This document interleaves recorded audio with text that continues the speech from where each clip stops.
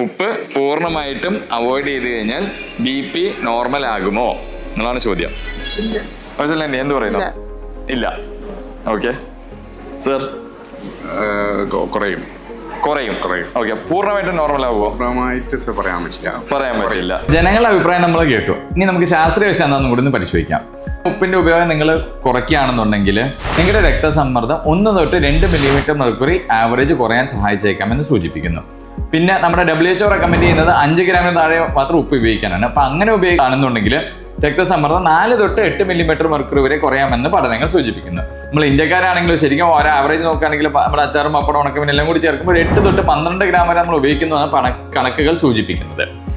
മാത്രമല്ല, അപ്പം ഉപ്പ് പൂർണ്ണമായിട്ട് അവോയ്ഡ് ചെയ്ത് കഴിഞ്ഞാൽ നമുക്ക് BP നോർമൽ ആവുമോ? ഇല്ല, ഒരിക്കലും ഇല്ല.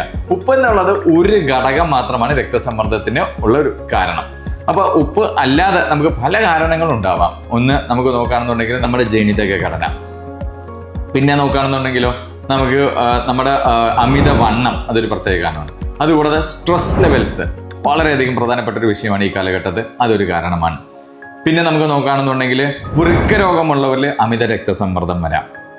പിന്നെ നോക്കുകയാണെങ്കിൽ ചില ഹോർമോൺ വ്യതിയാനം, തൈറോയിഡ്, പിന്നെ കോർട്ടിസോൾ എന്ന് പറയുന്ന സ്റ്റീറോയിഡ് ഹോർമോണിന്റെ വ്യതിയാനം, പിന്നെ നമുക്കുള്ള അഡ്രിനലിൻ ഹോർമോൺ കൂടുതലായാലും ഇങ്ങനത്തെ കാര്യങ്ങളിലും ചിലപ്പോൾ രക്തസമ്മർദ്ദം അമിതമാകാം. അതുകൂടാതെ നോക്കുകയാണെന്നുണ്ടെങ്കിൽ നമുക്ക് മദ്യപാനം തീർച്ചയായിട്ടും ഒരു പ്രധാനപ്പെട്ട കാരണമാണ് രക്തസമ്മർദ്ദം വർദ്ധിക്കാനായിട്ട്.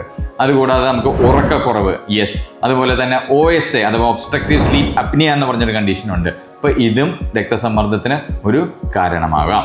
അപ്പൊ ഉപ്പ് മാത്രമല്ല നമ്മുടെ രക്തസമ്മർദ്ദത്തിന് കാരണം, പല കാരണങ്ങളുണ്ട്. അപ്പൊ എല്ലാം കൂടി നമുക്ക് കറക്റ്റ് ചെയ്തുകൊണ്ടും പിന്നെ വേണ്ടിയ അളവിലുള്ള മരുന്നുകൾ ഉപയോഗിച്ചാൽ മാത്രമേ നമുക്ക് അമിത രക്തസമ്മർദ്ദത്തെ കുറയ്ക്കുവാനും അതുമൂലമുള്ള പാർശ്വഫലങ്ങളിൽ നിന്ന് ഒഴിവാക്കുവാനും സാധിക്കുന്നുള്ളൂ. അപ്പൊ അത് രക്തസമ്മർദ്ദം അമിതമായിട്ടുള്ള നിങ്ങളുടെ സുഹൃത്തുക്കൾക്ക് വീഡിയോ ഷെയർ ചെയ്യാനും മറക്കണ്ട. ഇത്ര പറഞ്ഞു നിർത്തുന്നു. നന്ദി, നമസ്കാരം.